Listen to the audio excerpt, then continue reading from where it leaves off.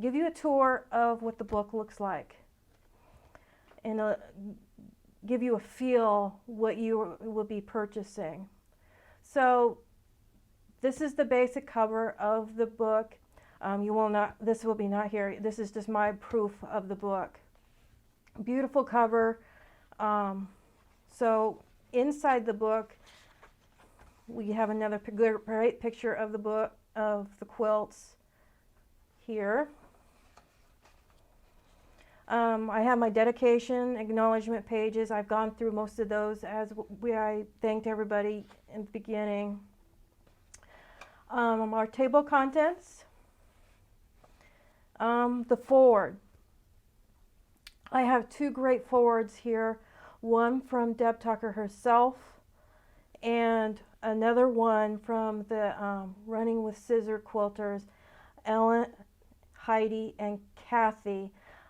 They wrote one that's their one for me. They are the collaborators of the Corner Pop 2s and 3s, and they're also certified instructors with Studio 180. So I was grateful for them and Deb to write these forwards, and I thank you a lot for that. We get into chapter 1.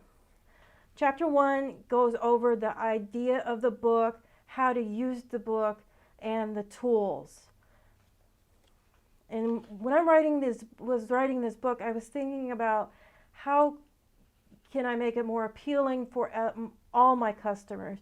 So I had my fonts easily to read, and so they're not tiny. Because I wear glasses too, so I want to make sure everybody can read what you bought. I talk about fabrics, page breakdowns, cutting charts in this section, the tools, the Studio 180 tools. Chapter 2 gets into the Studio 180 design tools, the wing clipper. I walk you through all the process of that. We go through the no waste method. We also go through the stitch and flip method and the pickets. Pickets are a technique that uses the Studio 180 wing clipper tool.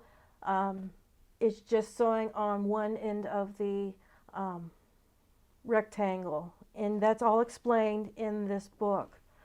The corner pop. It has a corner pop section that goes into corner pop 2, general instructions, and 3. We provide great photographs of how to assemble each method. I give diagrams of the tools, cutting charts that we use. We talk about the stitch and flip method in this, because we use this in a special pattern, the pedal spinner pattern, and it gives you the page number. So I do refer to different pages in the book to help you keep you organized and everything.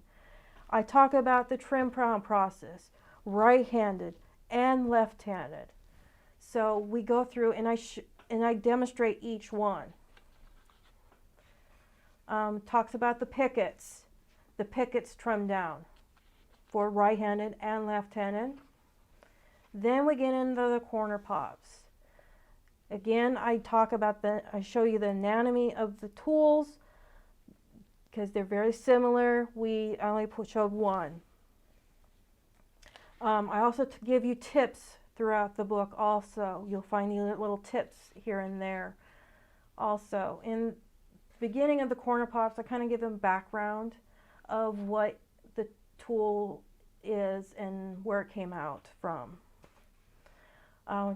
In the general instructions for the corner pop, we break it down what type 1 is and type 2. We get into the cutting replacements for type 1, and again we do photographs. We show you detailed photographs of how to do each step. Cutting replacement triangles for the type 2s. Then we get into the cutting corner type 1. So you're going to remove a corner from a base shape. and we talk about the trim down process of that also. The cutting away corner type 2, we talk about that. It's a little bit different from the type 1. So you have to pay attention. So that's why I have detailed instructions in here on how to do each process. Corner Pop 3 general instructions is written about the same way. We talk about the cutting the replacements of type 1 and 2, the cutaway corners, we talk about those also. And then we get into putting it all together. I talk about the center assembly. We put the how to put a straight layout together, how to put an on-point layout together. And then I get into borders. I thought it was very important after talking to my long armer January. A lot of people do not understand how to put borders on their quilts. So I wanted to give write down some instructions on how to do that properly. So that I got into that and how to stitch the borders on. We have beautiful graphics showing the quilts off throughout this book, and then we jump into the projects. The first 4 are the Corner Pop 2 projects. The last 4 are the Corner Pop 3 projects. So in the projects sections, I'm going to go through the asterisk star to show you what you can do with that. So what I have is I gave you the project, the finished block size, the quilt size. I gave you a description. Then I also tell you what pages to refer to if you're not familiar with the Corner Pop tools and for the general instructions. I do that throughout this whole process of making sure you what pages to refer to so you have quick reference. We give a diagram in black and white on the grayscale for the quilt, what it would look like. Yardage, and then the unit summaries, giving you a unit summary of what units will be in this quilt. The color charts are beautifully done, easy to read, to find what sizes squares, what strips to cut, what replacement triangles and how many you're going to need. We jump into we start with making the geese first. If we need to make those combinations assembly, we do those next, and then we start cutting our replacement triangles out. I do remind you to, one suggestion that I give is to keep yourself organized with paper plates throughout the book so you can keep your units separate. I do have those notes. I put notes in there for you on that. And then we break down into making our units. We pop the flying geese units. I do give diagrams with the tools to show you where you should line up your tool on the unit for the type 1s and 2s. Where units you're going to be making, the popped corner units. We also go through, do the same thing. I give you what side you're going to be popping, and if it's wrong side or right side for the type 1s and type 2s. Then we get into the block assembly, the quilt assembly. And each quilt will have a diagram like this to help you put your quilt together with the borders. And then that's how it goes. It flows the rest of the way through the book with Project 2, with Echoing Stars, And you can see the cutting chart for that one and the units.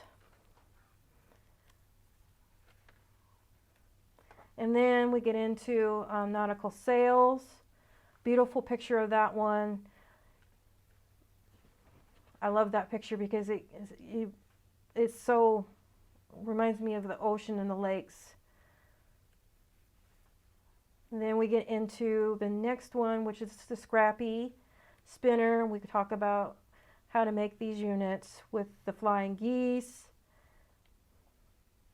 Then we get into the back part of the book where it talks about the Corner Pop 3 projects. We got Blossoming Sakura, Loose, Pedal Spinner, and Mirrored Ombre for our last 4. So we can see our quilts and our project in this section.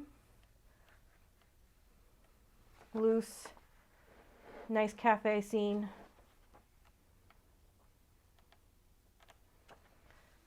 Mirrored Ombre.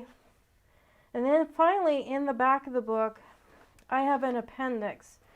I wanted to write down all the fabrics that I used in the quilt.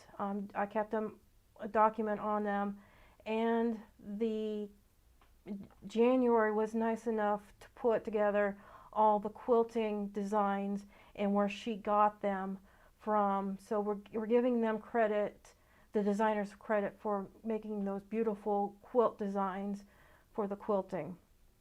And that way you also can, if you like the way that quilt looks, once you're done, you can take it to your long armor and say, can you please do this design on the quilt? So that's something to think about also. And the back of the book is about the author and where to reach me at. So that's a basic tour of the book.